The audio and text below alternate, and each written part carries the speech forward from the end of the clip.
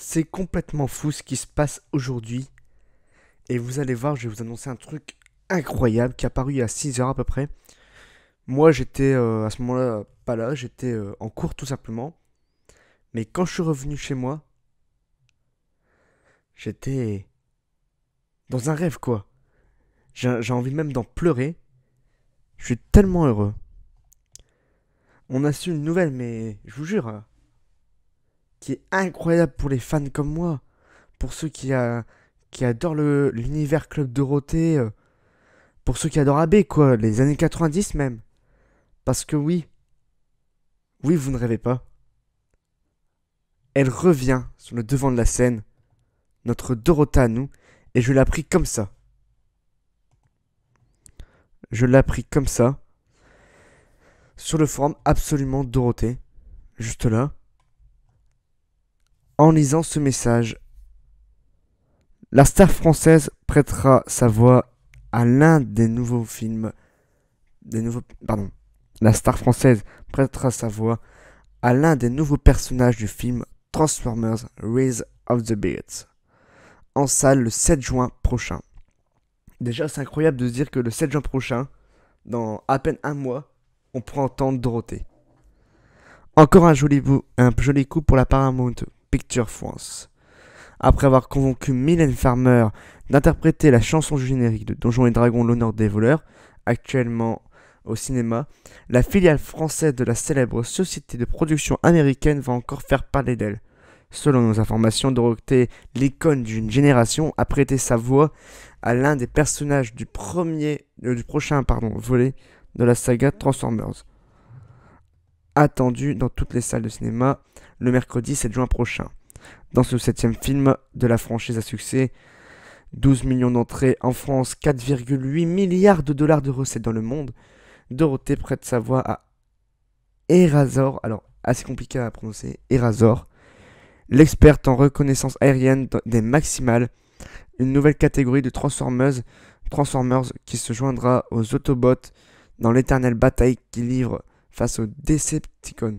Qui mieux que l'idole des années 90, celle qui a apporté les mangas et les grandes séries d'animation en France pour incarner la sagesse, la puissance et la bienveillance, se réjouit Paramount Picture France. Excusez-moi pour la lecture, je vais un peu vite, je sais. Et avec ça, on a cette photo-là, je vais l'ouvrir dans un nouvel onglet. Cette photo-là qui est pour moi magnifique. Ce petit montage où on voit les tâches et tout. Et surtout cette photo-là.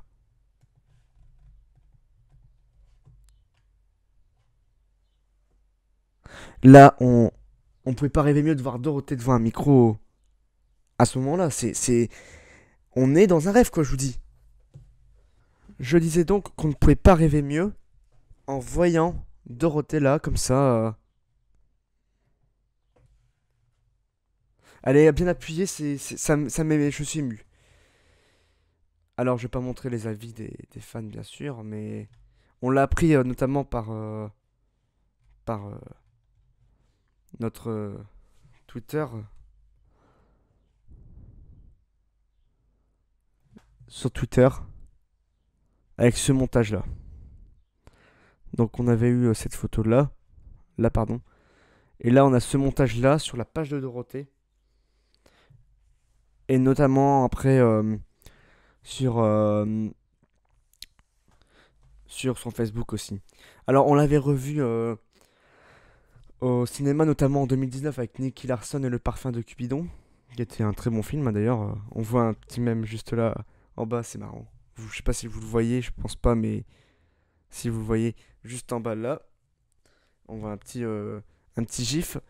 Et puis on l'a déjà vu dans le doublage auparavant, dans les années 80-90, dans la série Watu Watu, logiquement, de souvenirs.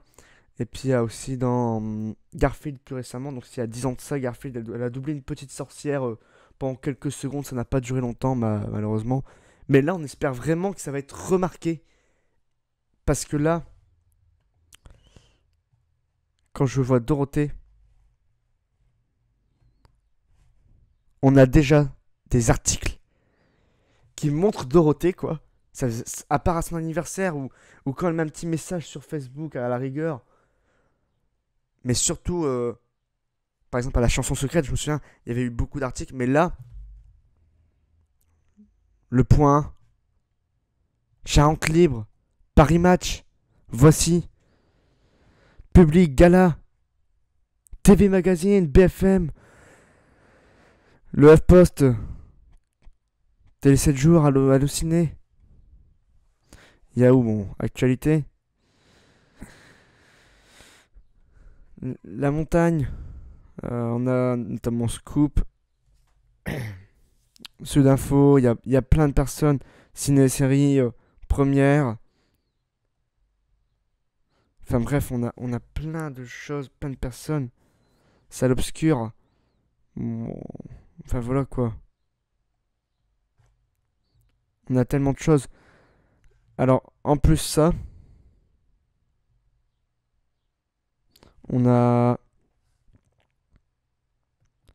En plus de tout ça, on a également eu beaucoup de choses autour de Dorothée ces derniers mois, notamment les rééditions des albums, tout ça, le coffret des 35 ans. Et le coffret des 35 ans notamment, il y a encore une semaine était numéro un des ventes Amazon, qui était revenu en force. C'est incroyable. Et en plus de ça, on a des dessins de Cabu qui sont à la Duduchothèque à la Duduchothèque de Châlons en Champagne, qui sont exposés, une exposition qui est gratuite, que vous pouvez accéder toutes et tous. Une belle exposition, j'en ai vu quelques images, ils veulent pas trop qu'on filme. Mais voilà quoi, c'est incroyable. On est dans un rêve, je vous dis. Voilà. Il n'y a plus qu'à attendre maintenant le 7 juin. Honnêtement, je suis pressé d'être le 7 juin juste pour entendre sa voix. Je sais pas si j'irai voir le film parce que je suis pas un fan des Transformers, de tous ces films-là. J'aime pas trop. C'est pas mon truc. Mais honnêtement, j'espère que notre Dorothée à nous, elle a été contente. Même si je sais pas si elle connaît trop Transformers en vrai, hein. Mais j'espère que Dorothée a été très contente de participer à ce doublage avec la Paramount. Avec des gens reconnus, quoi. Avec une grosse boîte. Pour une fois, ça fait plaisir. N'hésitez pas à vous abonner à la chaîne, liker la vidéo, partager la vidéo un maximum les amis. Puis on se retrouve très bientôt sur RNC Live. Ciao.